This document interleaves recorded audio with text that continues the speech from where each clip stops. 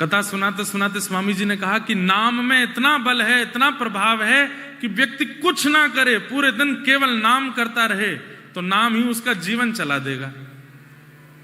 तो एक बालक, कुतर की बालक खड़े होकर के बोला, मैं दिन भर काम ना करूं, मैं दिन भर कुछ ना करूं, पूरे दिन नाम ही नाम करता रहूं, का नाम मेरे को भोजन करा देगा?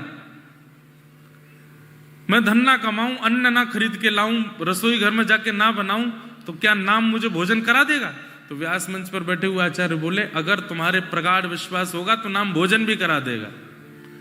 तो उसने कहा ठीक है, मैं पूरे गांव वासियों को कह करके जा रहा हूं कि मैं 1 सप्ताह के लिए कुछ नहीं करूंगा, केवल एकांत में बैठ के नाम करूंगा, देखता हूं कि नाम मुझे भोजन कराता है कि नहीं। आचार्य चरण गए, छोटे बालक गए और वन में जाकर के एक वृक्ष के ऊपर बैठ गए और बस राम राम राम राम राम राम राम राम राम राम राम राम राम राम जपने लगे। अच्छा, नाम भी 2 प्रकार से होता है। जैसे हमारे व्रज में एक महात्मा है, उनका नाम मैंने देखा तो राम राम राम राम राम राम राम राम राम राम राम राम राम, जितनी श्वास है उतनी राम राम बोले। अब बीच में श्वास लेने के लिए रुकना तो पड़ेगा, राम नाम छोड़ के सांस लेंगे फिर नाम राम राम राम, लेकिन उनका नाम कैसे चलता है? राम राम राम राम राम राम राम राम राम राम राम राम राम राम राम राम। वो सांस लेते हैं तब भी राम राम बोलते, एक क्षण के लिए नहीं छोड़ते। ऐसे नाम करने वाले लोग रहते हैं वृंदावन में, भारत में, अयोध्या में, चित्रकूट में। तो आप उस वृक्ष के ऊपर बैठ करके राम राम राम राम गाने लगे, बोले देखता हूं नाम मुझे भोजन कराता है कि नहीं। बैठे बैठे बैठे बैठे बैठे घंटों व्यतीत हो गए। तभी वहां कुछ यात्री आए और उस यात्री उस वृक्ष के नीचे से ही जा रहे थे। वृक्ष के नीचे से जाते समय उन्होंने आपस में चर्चा की, ऊपर इनका राम नाम चल रहा था। इन्होंने कहा, भैया चलते चलते सुबह से दोपहर हो गई है, बहुत धूप हो गई है, थोड़ा इस वृक्ष के नीचे आराम कर लेते हैं, सामने नदी है, हाथ मुंह धो लेते हैं, और हमारे पास बहुत सारा प्रसाद रखा है, थोड़ा पा लेते हैं। उन लोगों ने स्नान करके वृक्ष के नीचे बैठ के अपना पूरा प्रसाद खोल करके जैसे ही पाने लगे, सब लोग इधर देखो, ध्यान से सुनो।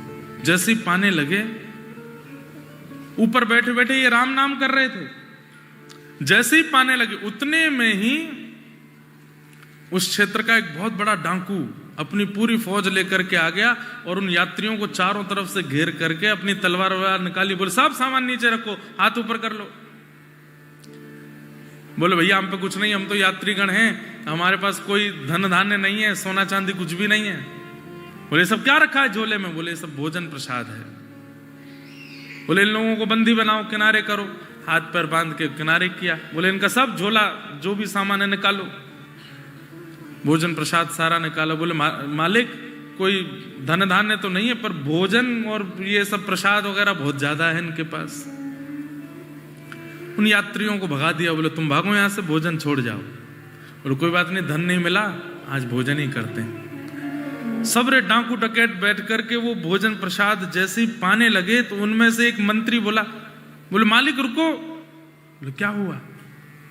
कहीं ऐसा तो नहीं पास के नगर का राजा हमको ढूंढ रहा है, उसने इन यात्रियों को विष मिला करके भोजन भेजा हो यहां पर, और ये यात्री षड्यंत्र बना करके ये भोजन हमको खिला देंगे ताकि इनका खा करके हम मर जाएं, और जो राजा हमको ढूंढ रहा था वो सब जगह घोषणा कर दे कि अब हमारा राज्य जो है वो डाकू डकैतों से मुक्त हो गया है। एक बार इस भोजन का परीक्षण कर लेना चाहिए, कहीं इसमें विष तो नहीं। बोले परीक्षण कौन करेगा? बोले हम सब तो आपके संगी साथी, हम और वो यात्रियों को आपने भगा दिया, अब परीक्षण कौन करे?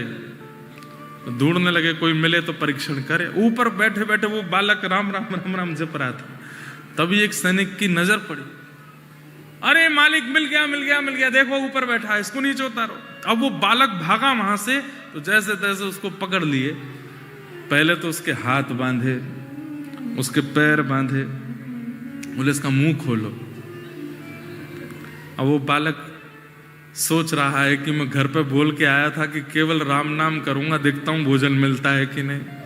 बोले मुंह खोलो इसका, दबा करके मुंह खोला और लो पूड़ी लो, इसमें लड्डू भी डालो, इसमें सब्जी भी डालो, इसमें रायता भी डालो, जो जो सामग्री सब डालो, डालो इसके मुंह में। और लेकर के वो लोग उसको खिलाने लगे। बोले चबाओ इसको, खाओ। मतलब यहां तक स्थिति पहुंच गई कि चबा भी स्वयं नहीं रहा है, दो लोग पकड़ करके उसका मुंह चला रहे हैं।